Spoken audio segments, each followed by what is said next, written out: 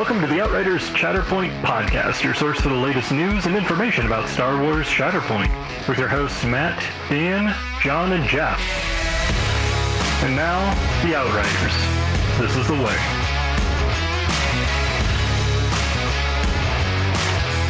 Hello and welcome everyone to episode 4, the Quattro, of the Outriders Chatterpoint podcast. I am Outrider Dan, and joining me today is... Outrider. No, wait. I forget my name. My name is Jeff, or My Clone. name is Jeff. Yeah, Clone J3FF. I've had so many personalities. And a new one for every podcast episode, I'm sure. Yeah. Although you have heard his sultry voice in the intro, Matt is not joining us this particular episode. He was out attending the Lone Star Open, which is an event run by Frontline Gaming, which is one of the big gaming stores and event runners out there, where Matt, he was out there playing Legion, so he was cheating on Chatterpoint a little bit. He's still trying to find his player base for Chatterpoint. I'm going to call it Chatterpoint now. Well, yeah, as soon as he can get set up out in there. I mean, that's what you get for moving away from Vegas, right? Yeah. Just move across Vegas or around Vegas like I did. Yeah, exactly. So... but yeah, we have had quite a few games in the interim since the last episode, and you and I have had more than a few games. Yeah, so it's funny, Chatterpoint, I wasn't going to get into it. Then I started seeing, the product that they were revealing. I really liked the models. I liked the gameplay. So I was like, yeah, I'll buy into it. And all this was going on while I was moving and, big life changes. And all of my Legion stuff was packed up from LVO timeframe. So I've had it's all been packed up. Since, January, which is Shatterpoint came out and I was like, okay, I bought it, put it together, and it was the only game I had access to. So it's the game I've been playing on the weeks I've had available, and I am really enjoying it. I feel bad for Legion. Feel like I'm, it's the cousin a little bit that doesn't get attention that it should. Well, I know we don't want to talk too much Legion on the Chatterpoint show, but yeah. We do have our friendly local game stores Legion store qualifier coming up soon. So I'm actually have been putting together a Legion list, trying to figure out what the heck I'm going to run. But yeah, and we'll get to it later. But we do have a Shatterpoint event, a showdown coming up for our local community as well. Yeah, so looking forward to that because it's going to be the first really organized event that we've done, at least out here in Vegas. Yeah. So do you want to start off? We got some important dates coming up. One of these I messed up big time on, and I was very upset.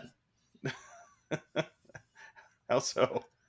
So Ahsoka, that comes out the 23rd of this month, right? And for some reason, I was thinking it came out early August. Or is the 23rd the correct date? Yes, 23rd is the correct date.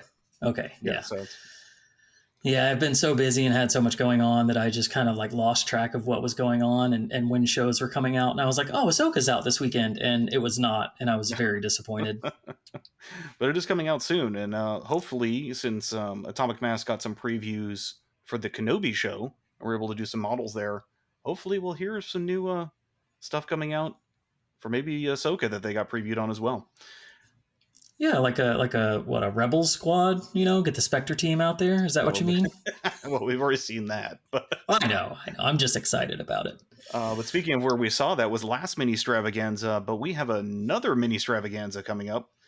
It's going to be September 14th through the 16th. So hopefully, it's not hopefully. There's going to be tons of Shatterpoint news coming out on that. Oh yeah. They just did, Atomic Mass Games just did another little pre-Gen Con stream on Twitch, and they announced a ton of MCP product. So I imagine when we get Ministravaganza this year, we're going to see a lot of, I hope we see a lot of Legion news, a lot of Shatterpoint news. They're showing a lot of love to all the games they have, which is really promising, I think. Mm-hmm. Yeah, except for Armada. Sorry, guys. Oh, yeah. Poor Armada. That's okay. Armada players, we used to play at least myself and Matt did used to play Star Wars Destiny, so we know how the feeling is on that particular game. Yeah, it's rough. Yeah. I'm surprised they dropped so much MCP stuff, right before this. So I'm curious if they'll have anything left in the pipe for MCP. Yeah, maybe they were clearing the table for Shatterpoint and other news coming up. Who knows? Yeah, hopefully. So we have our first Shatterpoint event, at least organized event. Yes, the showdown. Since the opening weekend, which was really organized for games, and prior to that was the demo days. But yeah, this is Yeah, and even our store kind of, they I don't want to say drop the ball, but like we had an interesting launch weekend because we pushed for that first weekend, and I built like mad for those first 2 days just to get a squad set up. A full 6 characters that I could, not full six, a full strike team that I could run. Mm-hmm. And there was only a few people there. I got to watch a game, but I didn't get to play a game because not everybody had everything built. So, now everybody has things built. We have people running games. You see more people turning up. It's good. Oh yeah. And we've actually had more than a few new players popping on the store's Discord going, hey, I just built a core set. When does people play? So yeah. Organizing. I think too, we've had people show up every game we've played. Somebody walks over and looks at the game and is like, what game is this? And you kind of run them through it real quick, which is good. Oh yeah. And I mean, because just the recognizable, like, yeah, Anakin and Obi-Wan with a bunch of clones after him and the droids. So it's really just obvious what's on the table. Yeah. Interestingly, that's going to get a little more muddled, in my opinion, once the some of the new stuff comes out. Because if somebody walks up to the table and you've got Night Sisters and they only know, the core, theatrical films that have gone out, it's going to be a little more interesting to explain. Yeah, with the amount of characters they have out there, and Night Sisters is a little bit of a weird, sub genre, but you still have Vader. You're going to see Vader on the board. You're going to see the Inquisitors. You're going to see Obi-Wan, the clones. All those iconic characters. Luke, once we get to that, Luke and Leia, once we get to that era. Mm-hmm. But yeah, I'm sure the Handmaidens one is also going to be another fun one. I'm looking forward to the paint jobs on those. Yeah. I do think we'll see some people like, oh, what character is that? Like Aura Song and, the Cad Bane crew. Some of those are a little less known. Mm-hmm. Well, hopefully a little more known after Ahsoka does come out. Because there is going to be an Inquisitor in the Ahsoka they've shown in some of the promotional material. Yeah. So, but anyway, back to this event. Yeah. A little off topic. Sorry. It's exciting.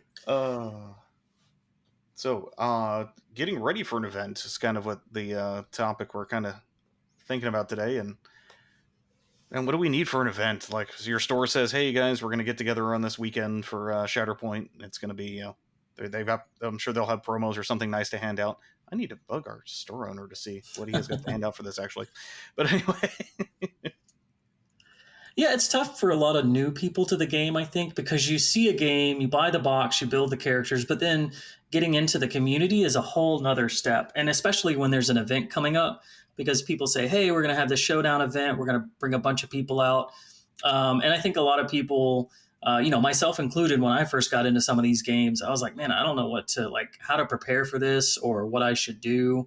And a lot of the events have gotten better or a lot of the game manufacturers have gotten better at putting documents out that are like, hey, this is what you need. But it doesn't cover everything. It covers the priority stuff that you need to bring. Yeah, definitely. And those documents are available on Atomic Mass Games website. If you are interested in what's needed in a organized event. In fact, what are some of those interesting things? So what you're going to take, obviously you're going to want to take the minis, and they have defined it. So minis that you can identify as a certain character, and it says, you can alter, which is great. You see a lot of people kit bash things, but you still want to be able to identify, Vader is Vader. That's an important one. And when you're doing that, they do say in the rules too, that it has to maintain that Lucasfilm property. You can't go and slap a Lego man head on Vader and be like, oh, it's my Lego Vader. I mean, it does Yeah, Even Lucasfilm harder. owns Lego yet. Do they own Lego yet? Well, I think a more how should I say, legitimate example probably will be taking some, Aquilas, or taking flags from your Warhammer sets and kit bashing those into that, that have obviously not Lucasfilm logos on them. Yeah. Which is kind of another good. So this is another rule they have in their size can't interfere with gameplay. So I've seen people in the past using Legion as example. They'll have like a flag that they've printed out or created, and it does significantly change the size of the mini. In Legion, that doesn't affect things too much because we don't do a lot of verticality like crossing in Legion. But in Shatterpoint, it's a very height differential game. You have a lot of, you could have a lot of platforms that go across each other, intersect. So, you want minis that will fit under that and not, you're not trying to proxy stuff like, oh, I can't fit this mini because it's too tall or whatever. Well, I mean, with the way the lightsabers are positioned in this game, I think it was unintentional that some of the official models, because I'll be honest with you, I've done a couple games versus Grievous, and trying to position Vader with his cape and lightsaber sticking out that angle in base or near base contact with Grievous and all the stuff sticking out of him, we've had to rotate the models to some very unusual angles just to get them to fit together.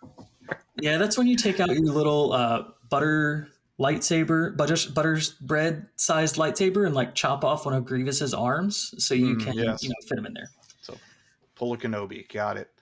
Yeah. But well, of course, I mean, they do have some provisions for modifying the minis a little bit, right? You can have, as long as it's mostly the original model parts. Like, right, yeah, they've got a pretty flexible build list going on in there, and even with down to the bases, it says you can use the OG bases, the original bases, or something that is the appropriate size for that model. So if you 3D printed something, as long as it's the same size. Yeah, because I actually am planning for my pawns, because of course pawns being able to enable you to run more Inquisitors. I think I'm getting a Purge Trooper helmet for him and just painting him up like a Purge Trooper just for thematic matching. In that nice. list. Just kind of evil-fy him a little bit. Yeah, I mean, it's clone armor. You just got to change the helmet and the paint job. Really, he's already got the comma and everything. So that's my plan. So yeah. But yeah, well, of course, other than minis, I mean, I'm sure there's some cardboard you got to bring. Oh yeah. Well, cardboard or paper? Cardstock. Yeah. So yeah, you'll need your cards, your mission, your order, your unit, and your stance cards. Those are all things that are going to give you information on, when you're setting up the game and when you're playing with your units. And that's kind of, an obvious thing that you're going to get used to carrying around. And then, you can't have those stance cards without dice to tell you what to do. So you want to make sure you bring your attack and defense dice as well. I know for myself, there's never enough dice in the core set, so I always like to get an extra pack. Oh yeah, no. Luckily, we've had a few replenishment waves at our local game store, and most of them have included dice packs, which have gone. I have found though, without, at least in my experience, with one dice pack, I don't use all the dice of the core set plus one dice pack. Yeah, same here. Yeah, so you could almost split a dice pack, with somebody. I don't know about split. I'm thinking of leaving a few at home just in case I lose one eventually. Yeah, I could see that. I'm a little bit OCD when it comes to my dice and, picking them up and putting them down and not dropping them. Well, I mean, but that's just me. You went as far as, we were talking this before the show, you marked your dice, and not in a bad way. I know that there's bad connotation of marking that, but you put a mark on them to just denote your ownership of them. Yeah, and it's it helps me recognize symbols a little bit easier too. The misses, the strikes versus the criticals and that sort of stuff. But I know in the past I have had, if it's an official event, I have a unmarked set of dice just in case I need to use them. And just to clarify, marked, what you just Sharpied in the symbols, basically.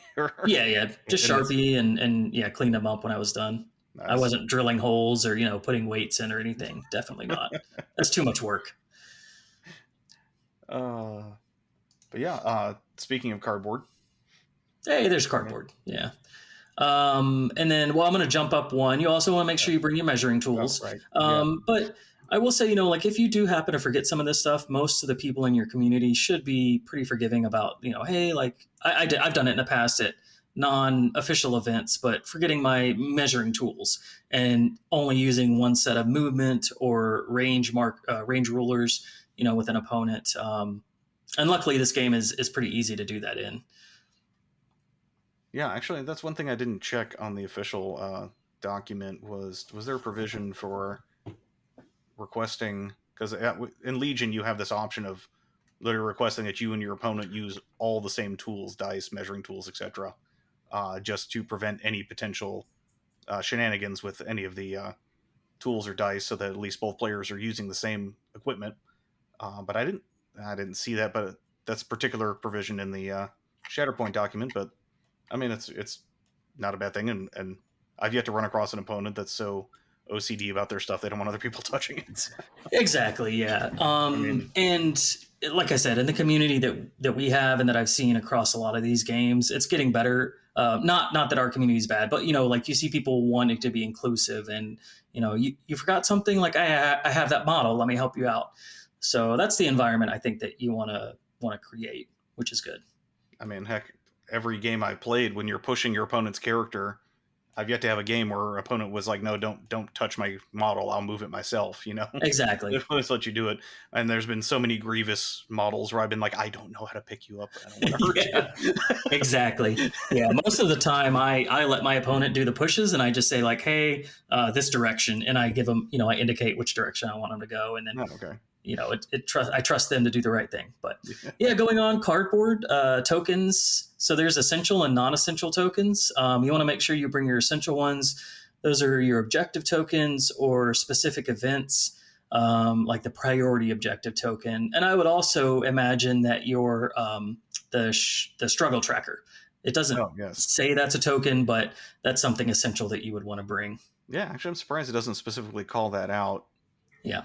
And I'm sure that'll be added in an update. Like, I mean, probably. How can you can't play this game, or you can't score without the struggle tracker, unless. Yeah. I'm just curious, maybe, and I just randomly thought of this right now. Maybe a future mission will not use the struggle tracker and have some other way of scoring. It could be, yeah. We don't know. Yeah, I mean, they could mark it with some, like put damage on this, or I mean, I'm sure they have all sorts of ideas brewing. And then you have non-essential tokens too. Those are your damage, force, conditions, and other events. But for me personally, I like to make sure I have everything ready to go. So, if you just want to have enough tokens to go around. If you're running a 6 force list where you have that many tokens, maybe take a few extra just in case you lose one, or who knows. Yeah. Actually, on the topic of tokens, I'll have to reread the document as well. Did it say anything about third-party tokens in there, or do they have to be original, or just the essential ones? Let me see. It does say players are never allowed to modify them, but may replace them. Players using substitute should check with the event coordinator before they're, just verifying that it's the right size and shape and can be identified as, a pinned versus a disarmed, that sort of thing. So yeah, so that's the always get out of jail free card they put in these documents is yes, it's up to the event organizer. So if you do have a modified model, are using alt art cards that were, you printed yourself, or you got from some other event, or just have some acrylic tokens out there, swing them by your tournament organizer. Yeah, and that's usually a quick check, like, hey, I bought this from so-and-so, is it okay to use? And they'll give you a yes or no. Yeah. And I know when I bought acrylic stuff, I just throw my original tokens in a bag and just hang on to it. Yeah. And honestly, events I've run in other game systems, or events I've attended in other game systems, I've yet to have a super strict, like, no, this must be the original, outside of, like, Worlds level, or, and I haven't been to those Worlds level events, but the ones that are backed by AMG or Asmodee, the ones where they're actually streaming, then they will require you to use original components. So. Yeah. And even then, I think there's still some flexibility, because if you look at their mantra, it's like they just want to have people putting models on the table and having fun, which is a great thing. But then, moving on, I don't want to get stuck too long talking about some little off topics. I know the day before I have an event, usually that night before, I'll just kind of like set all my stuff aside, and I have a little, I call it a carry-all, but it's just a container, a Tupperware container or whatever you choose. Dan has his official bag that you bought. Oh yeah, no, Yeah. not sponsored, of course, but I did pick up Yeah. an A case, Yeah. which is a pre-built, miniatures magnetized case. And I 3D printed a bunch of inserts myself to fit all my game components. So Yeah, so I do the same thing. I throw everything in there, and not every time, a lot of times I do forget to put stuff in. So it happens. Um, and then, I kind of have it ready to go for the next day, which takes us to the day of. yeah, so day of, get into the store, get into that first, get your pairings, get to that first table, whip out all your models, and actually, yeah, I should have brought the document up in front of me to see. Are they requiring printed lists? I think it just says to check in with the event organizer, and you would give them a list. These lists are so small right now. You're writing down 6 names, True. so it's a little bit smaller. And although we only have one mission card at the moment, in the future, your list will include whichever mission you chose. Yeah. So yeah, it just says you have to submit a strike team to the EO before the event begins. And that's another good piece of advice, is making sure that you get there early enough so you have enough time to find a spot, set up. And by set up, I mean, just get all your stuff gathered up, maybe go grab a drink or bring a drink with you, check in with the event organizer, and then, just kind of mentally prepare for some games ahead. Yeah. Oh yeah, believe me, I've been at how many events we're sitting there, and the event organizer or myself, or if I'm running the event, it's like, well, I want to start, but people doesn't show up. So Yeah, make sure exactly. you do get there on time. That's the quickest way you can annoy your event organizer, is not showing up on time. So. Yeah. And then I put a few notes in here too. Most of this is covered in the official document, but it talks about sportsmanship and missed opportunities. And usually to me, sportsmanship means, we all know what that is. It's there's a right way to wrong way to ask questions or to challenge things. If you're trying to learn about the game, even in an official event, you can still learn and play and not know what's going on and have a good time. But it's all in how you approach the game, and I think that's a big part of it. And missed opportunities kind of falls under sportsmanship. You're going to see times where you forget to do something. Heck, in our game, yeah. I think I missed Luminara multiple times, triggering her. And you just kind of have to eat those mistakes sometimes and learn from it, it happens. Yeah, and that's I think, at least in my personal experience with this game, one of the hardest things I've had the most trouble with is remembering all your triggers, because although there's not a lot of characters, there is a lot of abilities. There is a lot of when this happens, and then you lay out all 6 cards in front of you, and you're working on the one that's on the far left. The one on the far right has a trigger that goes in that event, that particular instance, and you're just trying to remember all of your triggers. Yeah, but I think that's a good piece of advice or something to take with you, is you're going to miss opportunities, but you know what? Your opponent's going to miss opportunities too. Yeah. And it's not your job to point out everything. And there have been times, where I noticed you could do something in our games, and I'm like, hey, don't forget this. So, that kind of rolls into the next thing that I wrote down was have fun. If you're playing a game and you miss something, don't beat yourself up for it. Just move on and look at the next objective that you can do. And if it costs you the win, you have a cool story to talk about. I made a huge mistake, and I maybe could have won this game. Well, and outside of any events or tournaments or anything like that, if you're just doing practice games, you want to practice against your opponent running at their best. So remind them, hey, remember to do that, so that you have the proper challenge, that you know what to face when you do run into an opponent who does remember their triggers. So. Yeah. I think last game we played, just for fun, you were doing something, and it caught me a little off guard, because what you were doing was basically conceding an objective to me. And I was like, you can move and attack me. And you were like, oh yeah, I can. And so you did. And it wasn't me trying to influence your gameplay. It was me saying like, hey, this is your best opportunity to try to take an objective. Mm-hmm. So yeah, but yes, definitely have fun with it. Like you nobody likes the sweaty try hard. Like, we're here to put minis on tables, make pew pew noises and lightsaber sounds, and celebrate all the crazy dice variants that we get. So I'm living out the dream of having those lightsaber battles that you see on TV and in cartoons and movies. Yeah. That's my goal.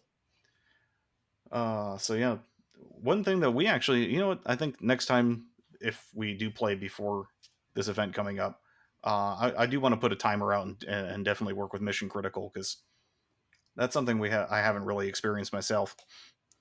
Yeah, and that's a good one, to talk about too the day of. It's very easy to get caught up in analysis paralysis of what you're going to do with your models. And you'll see a lot of people, I think, doing that at small events all the way up to Worlds. But, sometimes you got to pick a model and commit. Shatterpoint does have the advantage of, you don't know what you're going to get. So you draw a card, it tells you what you're going to activate. You can choose to reserve it or go to the next one. And paying attention to your time and running into those round times is important. So they have a rule for that. It's mission critical. Basically, in the last 30 minutes of the game, at the end of each player's turn, you're going to move that momentum tracker. So it's gonna push you through that round quicker. Not round. It's going to push you through that struggle quicker. Yes, through that. So yeah, and looking back at our last few games, I think the outcomes of the games would have been very different if we were pushing that, because more than a few we had one away from winning, and then they got dragged back to the other side, and it's yeah, it was a pretty epic, like what was that, duel of the fates almost. Yes. Like back and forth, that momentum shifting, which was great and made for great gameplay. But yeah, our games definitely wouldn't have gone that long in an official event. But we were also stopping and chatting and talking about rules and talking to other people, so that does make a difference. Oh yeah. And speaking of talking, I mean, talk with your opponent before, during, and after the event. Yeah, and that was something I threw in here as a note, is an after action report. I was in the military for a long time, and you see that a lot. It's just basically having a fun chat with your opponent about what you did during the game, and just have fun with it and kind of unwind a little bit, because if you do finish early, you're going to have some time to sit there and chat, and you get to do a few things. You get to know your opponent, and you get to pick their brain a little bit, or have them pick yours about the game. Oh yeah, that's actually my favorite question to ask at an end of a game, is what opportunities that you saw for me that I missed, or what tactics, what strategies, where did I mess up? Just so you know what your mistakes are, so you can learn from them. I love doing that stuff, like the breaking down what happened during the game, and when you did this in not round 2, struggle 2, it really made me rethink what I was doing. Yeah, just those like tactics discussions are a lot of fun to me. But you don't have to deep dive into that. You can just have a quick, man, I struggled with this character. How have you played them yet? And just have a fun conversation about it. Oh yeah. So yeah, definitely looking forward to the event coming up, and we'll see if we have to play each other, and we'll definitely have to do another episode afterwards to see. Yeah, we'll do our after action report. Yeah, live, maybe not live. Well, speaking of after action reports, we are going to take a quick break so that we can after action the next segment. Ending the transmission now would be most unfortunate. And now, the Outriders. Welcome back, Outriders. We are back again with Outrider Dan and Jeff of some kind. Yeah, miscellaneous name Jeff. Yeah. I need to come up with my actual name, Outrider Jeff. Yeah. All right, so we were talking about our event coming up, but there's some other future things coming up, like Ministravaganza. Yep. What else do we have? We're right in the middle of a league going on right now, like a I don't know what you would call it, just a meet and play kind of league. Yeah. Oh yeah, well, we didn't mention that earlier. Yes, our friendly local game store is doing a league where how many players we got? Was it 4, 8, like 12 players? I think. Yeah, yeah, going on, and our game store owner put us all into pods, and I've gotten 3 out of my 4 games done. Unfortunately, that 4th person I don't think is going to be able to make any games by the end of it, because we're going to be ending pretty soon here. yeah. I have 3 out of 4 games too, and just I'd like to get with that last guy, but it seems like he's got a pretty busy life going on, Yeah, which I understand. Yeah, I mean, you can relate. So. Absolutely. Yeah. But yeah, so no, here's a state of the game. So Yeah, it's been a few months. I just threw that in there as a note, like I've seen a lot of comments in chat channels and on Facebook, just, I don't want to say complaints, but feedback. And I think the game is so young that it's hard to really judge by what's going on. So I just wanted to throw that in there and just kind of a state of the game, but how we viewed it from our perspective. I mean, yeah, we've only had one wave of expansion packs come out yet. We're waiting on the second one.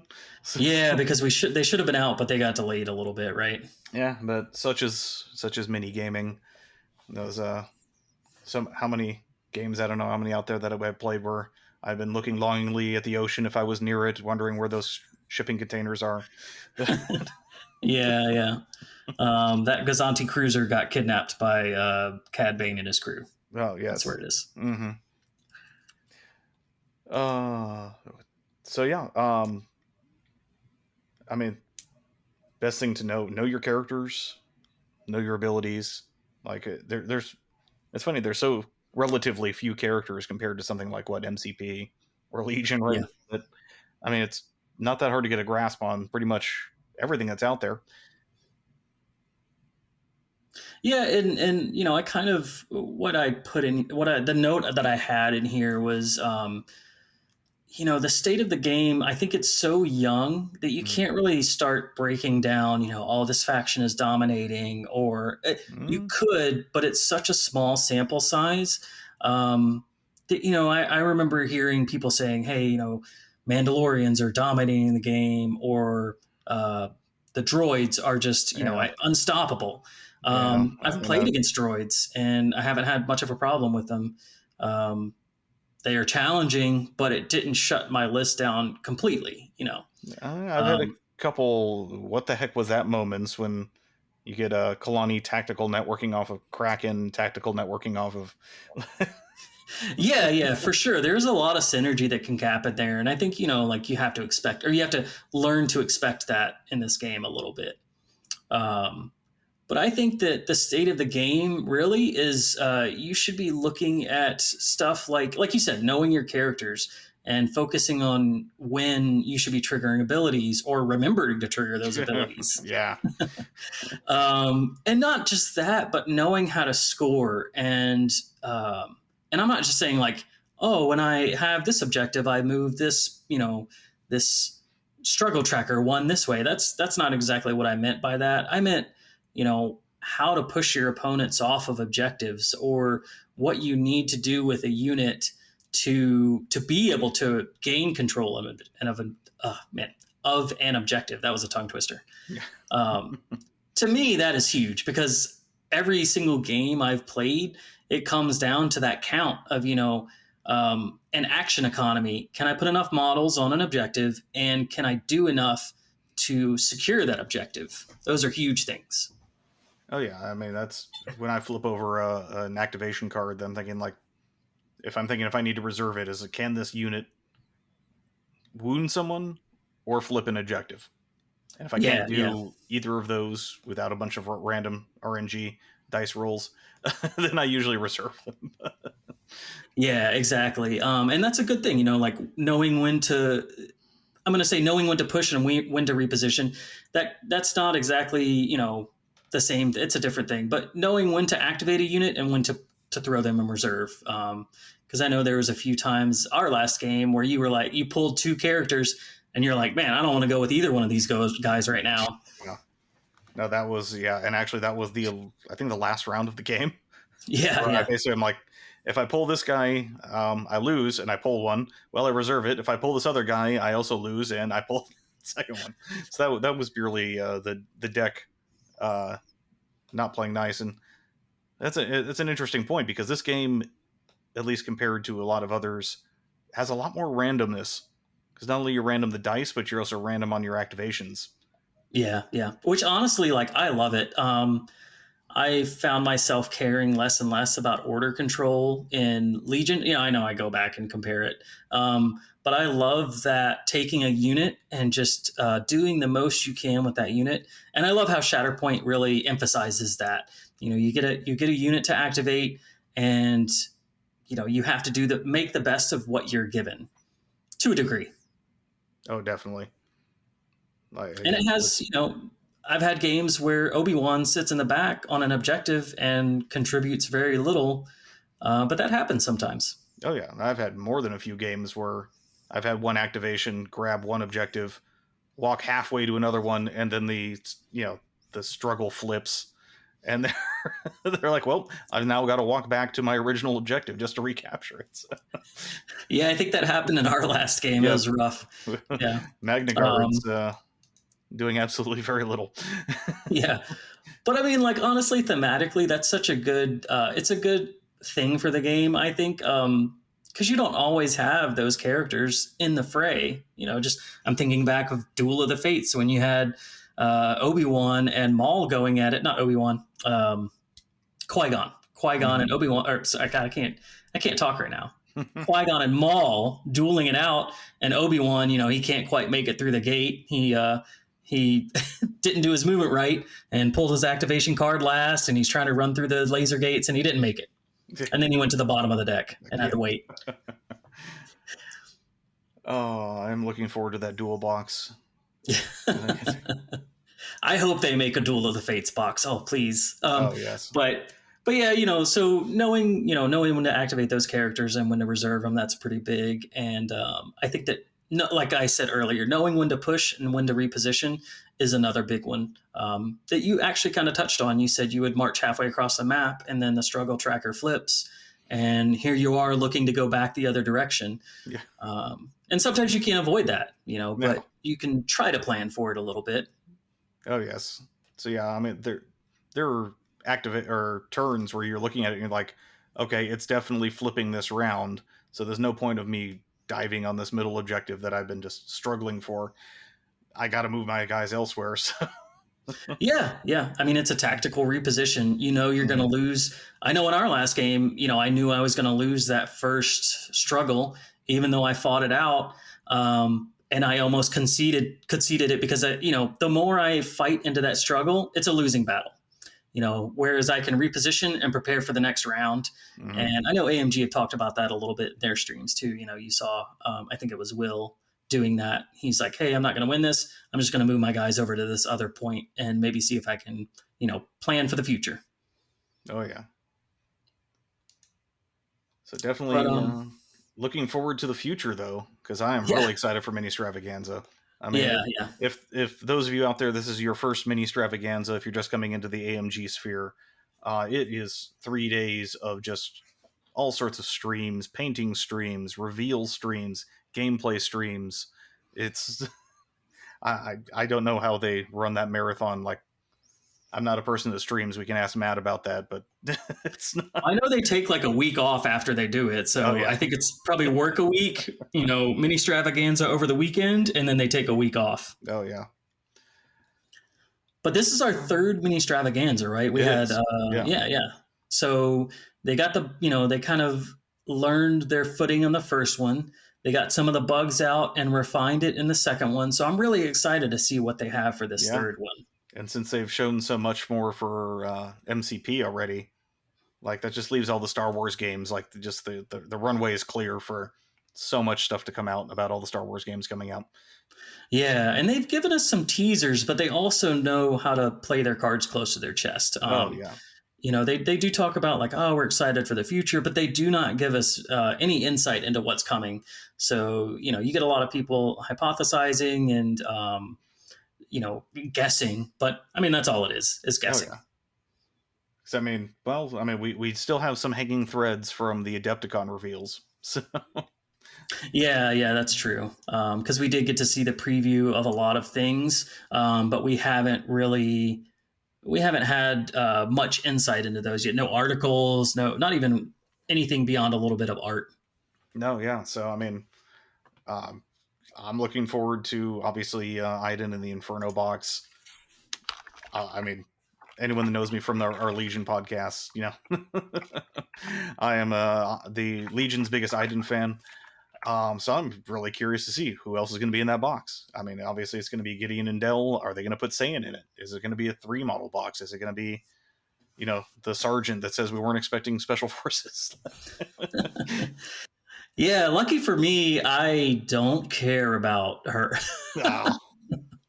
No, I love seeing these characters on the table, even though I don't necessarily want to play them. I do enjoy seeing them. So you know, you running your Inquisitor list. I'm not really interested in running Inquisitors, but I do love seeing them on the opposite side of the table. So same thing with Iden. I am just lucky that they've already kind of previewed the Spectre squad, Spectre team. So I know that the whole squad is coming, and I'm excited. Mm-hmm. But I mean, you couldn't really like show, hey, we're gonna drop Hera, and not have the rest. Exactly, not have the rest of that Ghost squad. And one little tease, which they didn't even show images for, but they verbally talked about it. Hondo. Like we have not heard anything about Hondo since like his name just dropped at Adepticon. So, and what's funny, his art is on the Shatterpoint card. Hey, I mean that's awesome, but yeah, like it'll be fun to see what they release with this Ministravaganza. I'm really looking forward to it. Just like Ahsoka, I confused the dates and I was like, oh, Gen Con. I was like, that's when they're doing Ministravaganza. Like, so I'm so excited about stuff that I'm just all over the place on the calendar. Yeah, there was some speculation out there if they would drop anything during Gen Con, but the only real Shatterpoint action at Gen Con was the tournament that they had, which I have actually had some difficulty finding information on, like how many players, what lists were run. So if any of you out there were there or have any info about that, definitely reach out to us here at the podcast, because I'm curious if there was a top 8 or top 4 or whatever and what their lists were. Were they doing demos out there as well, or was it just okay? Yeah, they were doing demos, but they actually had a tournament run at Gen Con. So, but outside of that, what are you looking forward to for the? Well, you already kind of touched on that. I want more Civil War era stuff. I mean, Clone Wars was a perfect fit for this game, and I understand why the whole launch section of it was Clone Wars. Yeah, because the game embodies your average Clone Wars episode, like easily. But I'm an old fogey here who definitely wants some OG original Civil War era stuff. So the bounty hunters from Empire Strikes Back. I mean, we know we're getting Ewoks. That was announced at Adepticon. Yeah. I mean, you're getting a bounty hunter. It's just not the one you want, right? We're getting Boushh Leia. Boushh Leia, yeah. Boushh Leia, yeah. Which actually, a little like kind of off topic. I'm really excited for that because in so many games we get Leia. We get General Leia, we get all these different iterations of Leia, but we never see that one. And that was always my favorite one. So I'm excited for that. Oh yeah, so it's always a New Hope Leia or Hoth Leia. Yeah, basically. Yeah. And then, man, like I surprisingly am excited for the Fistful of Credits, even though I know nothing about it. Just the models really excite me. Oh, the Cad Bane, Aurra Sing. Yeah, just his pose. I know John hates him, but I know very little about him. I guess it's because of his plot armor, right? Like John hates his plot armor. But I haven't made it all the way through the Clone Wars yet. I'm still watching that. And I'll probably watch those as I'm painting stuff, which is perfect. But, Aurra Song. I love is it Devronian? Yes, the Devronian. And the Chadra-fan. Chadra-fan with Cad Bane's little droid sidekick, Toto. Yeah.